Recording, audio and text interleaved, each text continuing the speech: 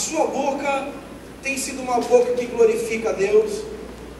Porque, queridos, nós temos uma tendência humana desgraçada, pecaminosa, que é tirar e desprezar tudo que está em paz em nossas vidas para prestar conta, procurar uma coisa que está triste para a gente poder acertar. É ou não é? Vocês querem um exemplo disso? Quando um casamento acaba, o casamento acabou, o homem começa a entrar em desespero e diz: eu quero a minha mulher de volta. A mulher diz: eu não quero você. Ou vice-versa. E aí o cara, ele sobe na parede, ele vende o carro e compra um carro em flor para a mulher, ele planta bananeira na frente da casa dela, arma uma barraca e diz: daqui não sai, daqui ninguém me tira enquanto você não voltar comigo. Ele pinta o cabelo do jeito que ela gosta, ele troca de roupa, ele faz o que quiser, ele muda de igreja, ele muda de religião, ele faz o que ela quiser, porque ele quer reconquistar uma coisa que estava debaixo junto com ele. Parece que o ser humano tem uma tendência a procurar e valorizar aquilo que perde, ou a impressão minha. Rubem Alves diz que o homem, apesar de ser um homem, apesar de ser um ser movido, né, rotulado como racional, é um ser movido por aquilo que não tem, pela ausência. Aquilo que não tem, aquilo que falta a sua motivação. E hoje dentro da igreja existe muita gente, e eu posso dizer para vocês aqui, quem aqui não era leproso? Eu era leproso. Quem não era leproso de vocês? Quem aqui não tinha uma lepra? Quem aqui não tinha uma vergonha? Quem aqui não tem um passado e uma coisa que fez tão suja que tem vergonha de contar para as pessoas? Quem aqui não tem sentimentos no coração, que são sentimentos que a gente sabe que não vêm de Deus, vêm diretamente do inferno? Quem aqui não tem isso? Se alguém não tem, por favor, levanta a mão e enfia a mão na minha cabeça, porque eu quero receber sanção. Nós somos assim. Nós somos, e tudo que Deus fez na vida de cada uma das pessoas que estão aqui, eu poderia chamar um por um e contar: esse daqui foi liberto das drogas, esse daqui foi liberto dos vícios, esse daqui era um adúltero, safado, sem vergonha, pombagira ambulante. A outra, aquele cara ali parece o Zé Pilintra, porque bebia mais pinga do que a 51 produzia. O outro era um endividado, ele devia tanto dinheiro que ele nem sabia mais como e para que ele devia. Alguém ligava para ele e falava assim: eu não estou devendo, eu vou pagar, eu prometo. É assim ou não é? Estou falando bobagem aqui? Tem gente que estava mocosado dentro do mofo da religião durante 1000 anos da sua vida lá, parecia um murra, aleluia, glória a Deus, mas o coração estava distante de Deus há muitos anos. Não se quebrantava mais, não se movia mais, não amava mais a Deus, e Deus resgatou dessa lepra nojenta da religiosidade. Estou compreendendo, senhor, não? Mas a gente tem um coração ingrato. Logo que as nossas lepras são saradas, logo que a nossa pele começa a ficar vermelhinha, deixar de ser esbranquiçada, e a ponta do nosso nariz deixa de cair por causa de uma lepra, lá vai a gente se esquecer de quem Deus foi em nossas vidas e quem Deus usou para ser bênção em nossas vidas. É ou não é? Estou falando bobagem, sim ou não? Sim ou não? Não. Vocês estão meio dormindo hoje. Quando nós queremos conhecer uma pessoa que está debaixo do cárcere, porque isso é um cárcere, isso é um vício, isso é uma prisão.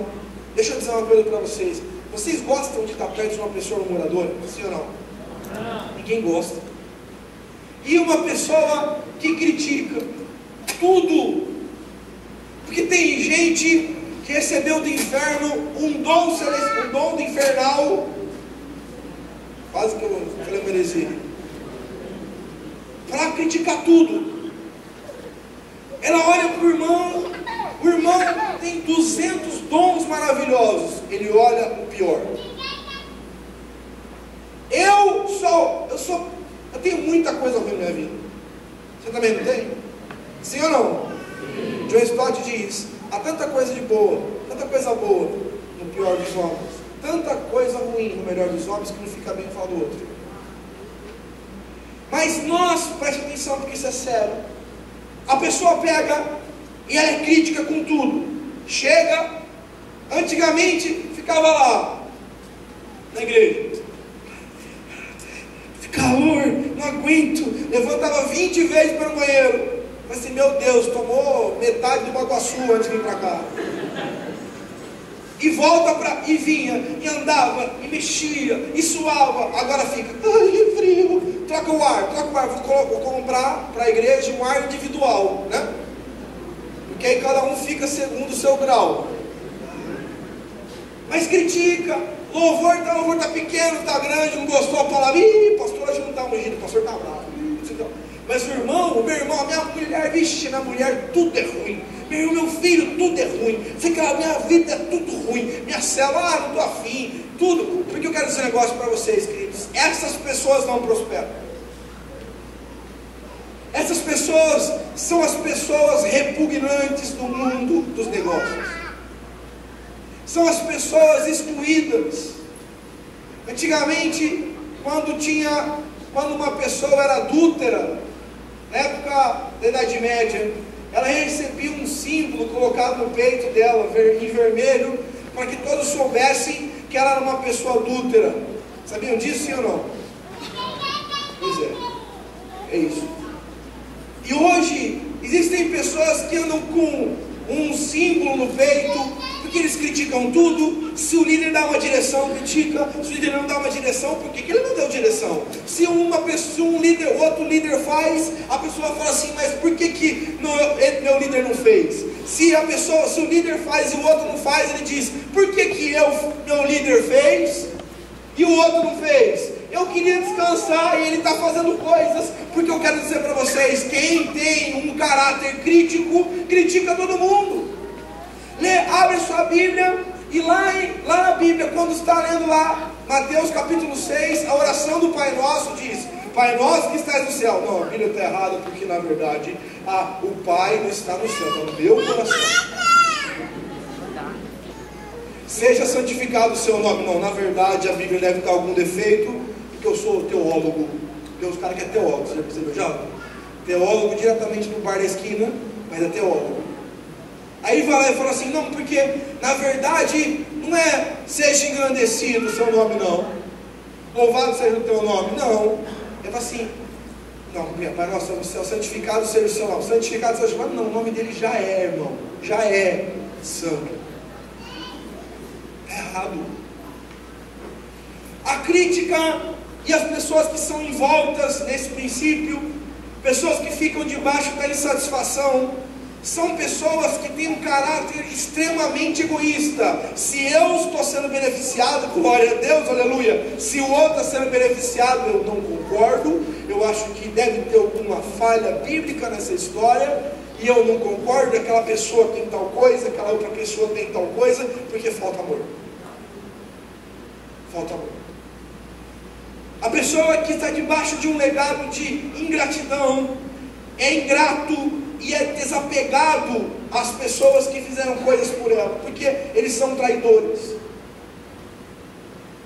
Vou dizer para vocês, tenho ficado acho que 2 semanas aí sem escola dos meus filhos. Eu quero dizer que eu nunca amei minha mãe tanto quanto eu tenho amado agora. Eu nunca sou tão grato aos meus pais, eu nunca senti tanta gratidão por eles, até a ter os meus próprios filhos. Porque as pessoas, elas são ingratas. É engraçado algumas pessoas, porque elas fazem assim, elas chegaram na igreja e deram trabalho, brigaram, todo contelado. Aí recebe um discípulo que está fazendo 1/5 do que ele fez. A pessoa diz, eu não aguento, pastor, eu já falei, se quiser ficar na minha célula é assim, se não quiser ficar pode ir embora. Eu falo, com grande amor, Deus te busca. tamanha tolerância esse amor encheu o seu coração. Sabe, queridos, toda pessoa ingrata, preste atenção porque essa palavra é forte, é mau caráter. Toda pessoa, todo ingrato é um oportunista. Sabe por quê? Porque a pergunta que ele faz é a seguinte: o que eu ganho com ele? Eu estou sendo beneficiado por esse relacionamento? Sim, então eu tenho relacionamento. Acabou o benefício, rompi relacionamento. Quer ver como isso é verdade? O marido vai lá, faz coisa pela esposa, e a esposa é ingrata, porque agora eu acho que ele não está fazendo mais nada de novo me suprindo. Vice-versa, a mulher vai lá e faz a mesma coisa, e o marido vai lá. Você está entendendo o que aconteceu? A ingratidão é uma coisa que toma conta do coração dos casais. As pessoas, a Bíblia diz, não deveis nada a ninguém, a não ser o amor, não é verdade? Quando eu entendo esse princípio na sua essência, eu consigo compreender que a dívida que eu tenho, isso é sério, eu não tenho uma dívida com o Zé, eu tenho uma dívida com Deus. A dívida que eu tenho, isso é uma revelação. Eu não tenho uma dívida com o Zé, eu tenho uma dívida com Deus. Por quê? Se eu tenho uma dívida com o Zé, o dia que eu achar que eu já dei demais e ele não deu nada, eu vou dizer, eu não tenho mais que dar nada para ele. Não deveis nada a ninguém a não ser o amor, significa que eu tenho uma dívida com a minha esposa, por exemplo. Mas pastor, a sua esposa não cuida de você, a sua esposa faz tal coisa, ela faz tudo isso, mas ela não faz isso, ela não cuida, ela não ama, ela é empurrada, ela não limpa a casa, ela não te ajuda a criar os filhos, ela só pede coisa para comprar, ela só faz tal coisa. Mas e aí? Aí então eu não devo mais nada, porque na verdade eu já fiz tanta coisa por ela, ela não fez nada por mim, então eu já não devo mais nada. Não, a nossa dívida não é com a nossa esposa, a nossa dívida é com o próprio Senhor. Não deveis nada a ninguém, a não ser amor, e amor é para sempre. Amém, queridos? Amém. A Bíblia diz em 1 Coríntios capítulo 15, verso 58. 1 Coríntios capítulo 15, verso 58. Portanto, meus amados irmãos, mantenham-se firmes, e que nada os abale.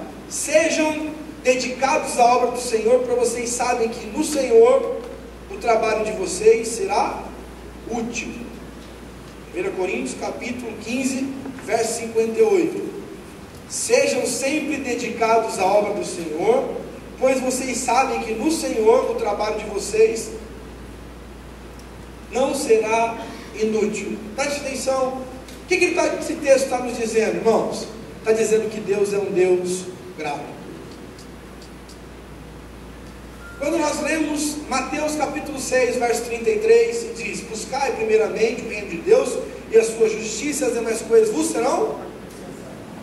O que esse texto está revelando sobre a identidade de Deus? Um Deus que é grato.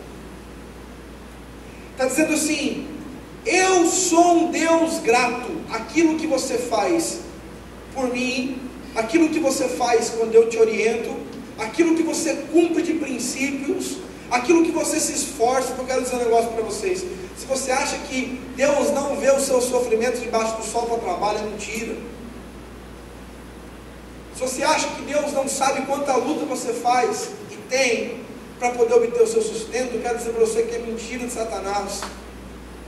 E quando Deus fala assim: todo o seu trabalho para mim, fica tranquilo, a Bíblia diz, não será inútil. Por quê? Porque eu sou um Deus grato.